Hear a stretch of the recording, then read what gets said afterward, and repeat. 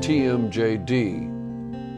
For restricted opening of the jaw, it's going to be very important for you to treat the closers, the masseter, and the temporalis, and in addition, the medial pterygoid. This will be very important in any restricted jaw opening and pain in the TMJ.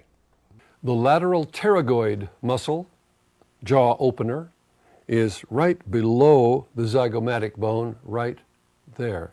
There's a one little finger place to place one finger and ask your client to relax the jaw just a little bit, open the jaw just a tad, a little bit more, and you'll be able to get right on the lateral pterygoid muscle. Hold pressure or treat it side to side, whatever your client can handle for jaw problems.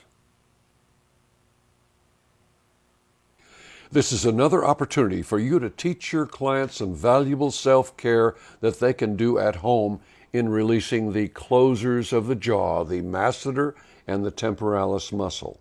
This will help you in helping them to relieve restricted jaw opening and pain in the joint of the TMJ. So becoming proficient in treating TMJD would give a therapist the opportunity to reach out in their community and receive referrals from dentists. That's correct. There are so few massage therapists that know really how to treat TMJD that if you have an understanding of how to work with the closers and the openers of the jaw, you will be able to attract referrals from dentists as well as from physicians for other ailments.